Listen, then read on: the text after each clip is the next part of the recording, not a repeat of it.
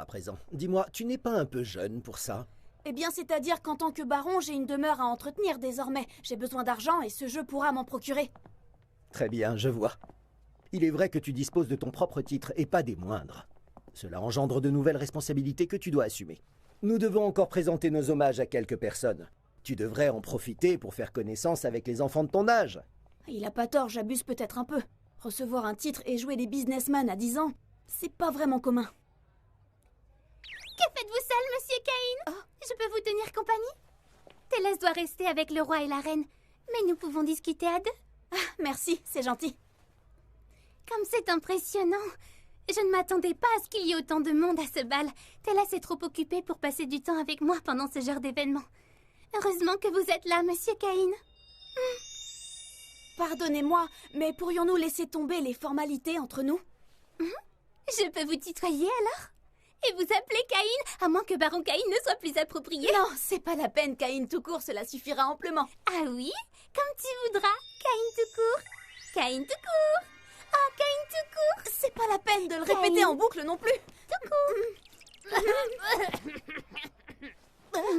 Il me semblait bien que c'était vous, mademoiselle Silk. Comment allez-vous? Si je puis me permettre, votre robe est somptueuse. Oh, vous me flattez, monseigneur. Vous savez si bien parler aux dames. Je sens qu'elle va être dingue de moi.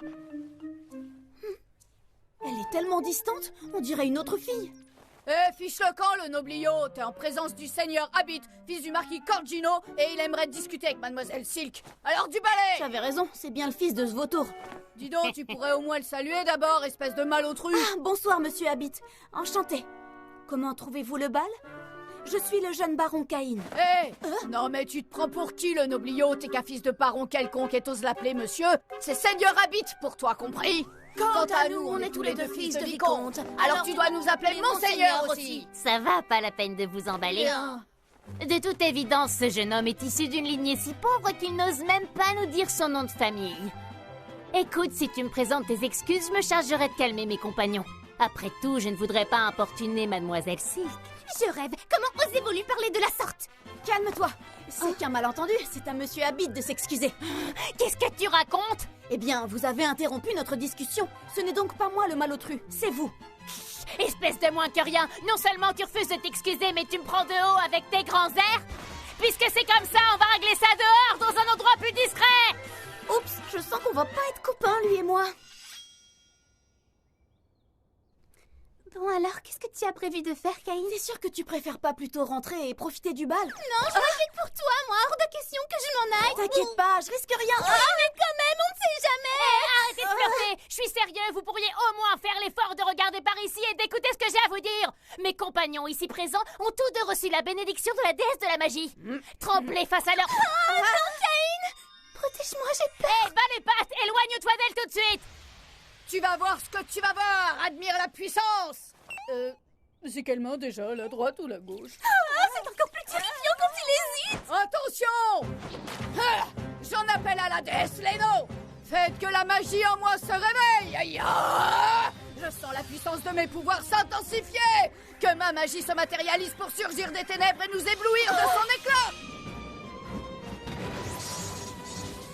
J'embrasse la lumière et je ne fais plus qu'un avec l'éclair. Sans la puissance, j'en appelle aux flammes.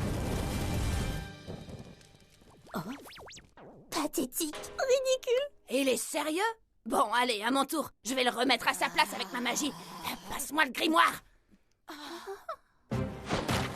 Oh, grande déesse Leno, faites que la magie en moi se réveille. Ça y est, je sens la puissance de mes pouvoirs qui s'intensifie. Que ma magie se matérialise pour surgir des ténèbres et nous éblouir de son éclat. J'embrasse la lumière et ne fais qu'un avec l'éclair. Sans la puissance, j'en appelle à la terre. Pas top. C'est pas fini. J'en appelle à la déesse Leno. Faites que la magie en moi se réveille. Stop. C'est pas bientôt fini, cette mascarade. Cessez ce combat ridicule immédiatement. Vous n'avez rien compris et vous ne savez même pas qui vous menacez. Monsieur Caïn est loin d'être un fils de baron quelconque. C'est à lui qu'appartient le titre. Vous ignorez de qui il s'agit. Ce n'est nul autre que le troisième et dernier fils du seigneur Garm von Silford Gracia. Mais vous pouvez m'appeler baron Caïn von Silford. Caïn est un vrai héros. Il n'a pas hésité à risquer sa vie pour venir nous secourir, la princesse Télésia et moi-même. Et il a terrassé une 50aine d'orques par la seule force de son épée. C'est comme ça que j'ai été fait baron par le roi en personne. Mais oui, j'ai entendu parler de lui. Il paraît que c'était un général orc qui menait la Oh, horde. il a même reçu un titre pour sa bravoure alors qu'il a le même âge que nous. C'est donc de lui que mon père parlait! Vous êtes en présence du baron Caïn von Silford. Et vous lui devez le respect. Pardonnez-nous cet affront, monsieur, nous nous sommes emportés, mais ça ne se reproduira plus! Et si nous oublions cette histoire? Merci, monseigneur. Maintenant, si vous voulez bien nous excuser. Tu as vu leur tête, ils étaient mortifiés. Sois franc avec moi, tu savais très bien qu'ils t'avaient mal compris, n'est-ce pas? On ne dirait pas comme ça, mais en fait, tu as un petit côté vilain garçon. Je vais m'empresser d'aller tout raconter à Télès. Oh non, s'il te plaît, ne dis rien! Je garderai le secret à condition que tu m'accordes un rendez-vous. Eh oh! Qu'est-ce que vous faites? Célestia! Tu ne devineras jamais! Monsieur Caïn, vous ne pouvez pas toucher les lèvres d'une femme célibataire! C'est une infamie! Je n'ai pas le choix, je vais devoir en parler à Monsieur le Duc Eric. Que s'est-il passé entre vous deux, Silk? Je t'en prie, réponds-moi honnêtement. Je vous assure que c'est rien d'important, princesse! Pour tout te dire, Caïn était sur le point de m'inviter à un rendez-vous galant. Ah! C'est vrai? Vous avez prévu un rendez-vous galant? Et tu l'as appelé Caïn? Depuis quand est-ce que vous êtes aussi familiers l'un envers l'autre? Ah, à vrai dire, c'est une longue histoire. Mais c'est trop injuste, moi aussi je veux que vous m'invitiez à un rendez-vous galant. Elle est trop mignonne, on dirait qu'elle a de la brioche à la place des joues. D'accord, si vous voulez. Je vous inviterai aussi à un rendez-vous, princesse. Et où comptez-vous aller pour ce rendez-vous? C'est un rendez-vous galant, père, c'est donc à Monsieur Caïn d'en décider. Dis donc, Caïn, entre tes ambitions commerciales et ton comportement envers ma fille, tu me sembles légèrement présomptueux pour ton âge. Nous allons avoir une discussion d'homme à homme. Je sens que je vais encore me faire remonter les bretelles. On a un rendez-vous. Caïn! Je peux tout vous expliquer. どうして僕に生まれたのその意味がどこかにあるはずさ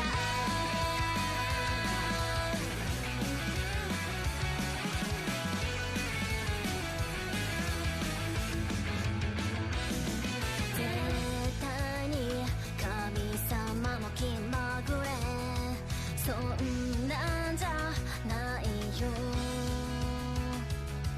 翻弄される僕見て笑ったって構わないよ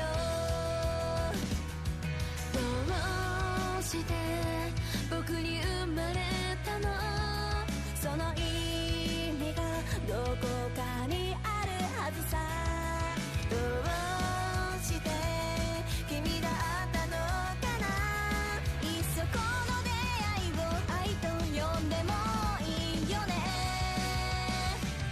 神様がくれた七色の絵の具で世界を塗り替えようよ泣き出しそうな空には虹が待ってると伝えなくちゃ迷い込んだこの世界で僕は進むべき夢を見つけたよ持て余してたその想いその輪にかけよう君に届けよう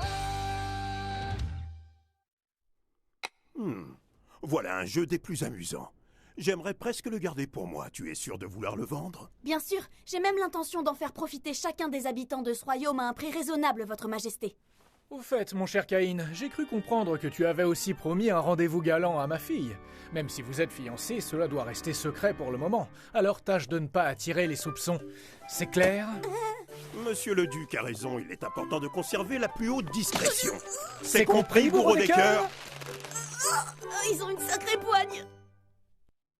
La prochaine fois, la demeure de folie. À votre avis, on y croise des fantômes?